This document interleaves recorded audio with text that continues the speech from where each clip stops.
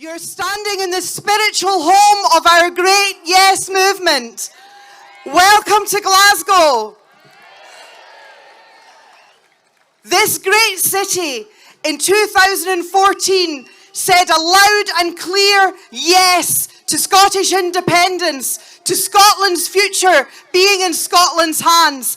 And next year, in 2020, it will say yes again, even bigger and even louder. And it will be followed by cities and towns and villages right across Scotland saying yes to Scotland's future being in our own control.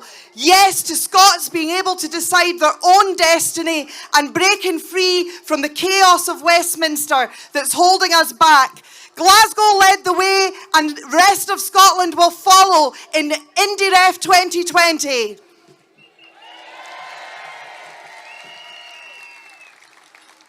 It is the absolute privilege of my life every single day to be able to lead this great city. And it is an absolute honour now to be able to introduce our star speaker for today. I call her the boss.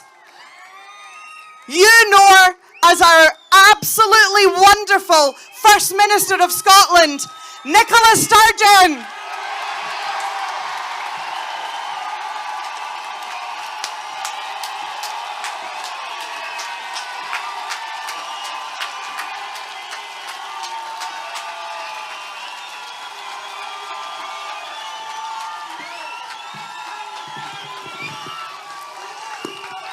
Glasgow! What a beautiful sight to behold here today. Firstly, let's hear it again for the leader of Glasgow City Council, the woman who delivered equal pay justice to women across this city.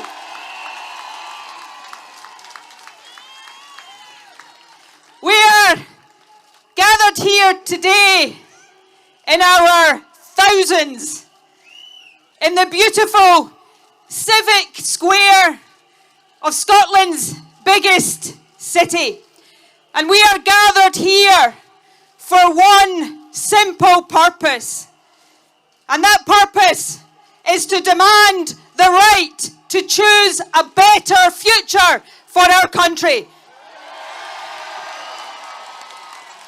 We are gathered here to demand the right to choose an independent future for Scotland. My friends, make no mistake, the general election that we face now on December the 12th is the most important election for Scotland in our lifetimes. The future of our country is on the line. And there is no doubt whatsoever that Scotland stands at a crossroads moment. Down one path is a future that will be dictated to us by the likes of Boris Johnson.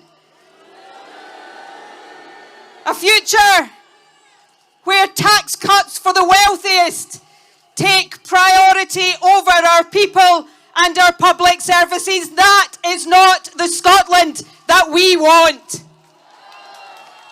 Down that road is a future where Scotland is ripped out of our European family of nations against our will. A future where the UK turns in on itself. A future of a hostile environment for migrants. That is not the Scotland that we want. There are people here today from every corner of our country, but I want you to give me a shout right now if you are a new Scot. If you come to this country from elsewhere in Europe or across the world, give me a shout. The message to you today is that you are welcome here. The Scotland we seek is open, welcoming, diverse and inclusive, and no Tory is ever going to be allowed to change that.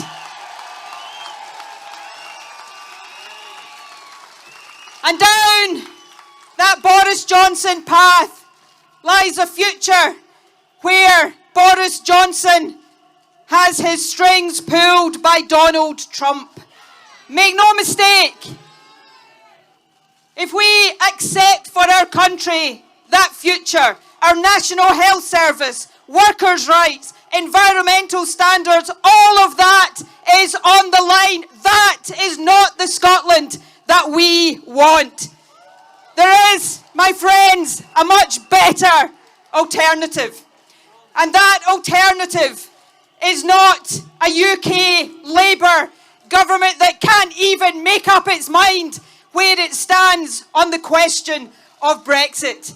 The days when Scotland has to make do with a choice of the lesser of two evils, these days must come to an end.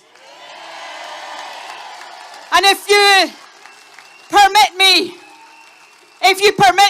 given that I've been speaking about Boris Johnson and Jeremy Corbyn, to go off at a bit of a tangent, let me send a message to both of them.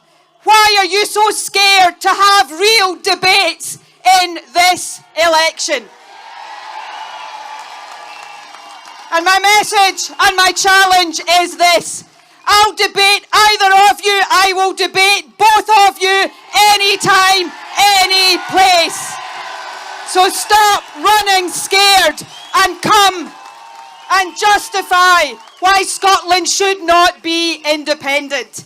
My friends, the better alternative, the much better alternative for our country is to take our future into our hands and to become an independent country. A country that invests in our people, that invests in our public services, that invests in lifting children out of poverty, not in a hard Brexit, not in trident weapons of mass destruction on the River Clyde. An independent country that is open, that is welcoming, that is diverse, that can build a better future, not just for us here today and this generation of Scots, but a better future for all the generations who come after us. That, my friends, is the prize. And that prize is within our touching distance. But we must seize that prize. I said a moment ago that this general election is the most important in our lifetimes. And that is the case. We must come out in our numbers and vote in this election.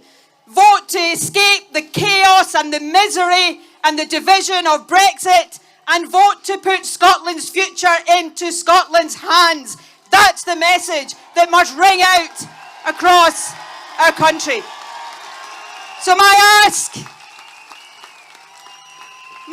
of you, as I prepare to lead you to an independence referendum next year, my ask of you is this one. It is so wonderful to see all of you here today. This sight gladdens my heart. But over these next few weeks, I know the nights are drawing in. I know the weather is getting colder and wetter. I know minds are turning to the Christmas festivities. But all of us must make sure that over these next few weeks, we persuade everyone we know, our family, our friends, our neighbours, our workmates, to come out on December the 12th and send the biggest, loudest, most resounding message to Westminster. That it is time for Scotland to choose our own future. It is time for Scotland to be an independent country. An independent country that will be the best of friends and family with our friends and neighbours across the British Isles, across Europe, and across the world. That, my friends, is the Scotland we seek. So let us go out there and grab it with both hands. Let us inspire people with the positive message of everything an independent Scotland can be and everything the people of Scotland have it within themselves to achieve. You know, we're standing here in George Square, or Freedom Square as some have taken to calling it. This city that I am so proud to call my home.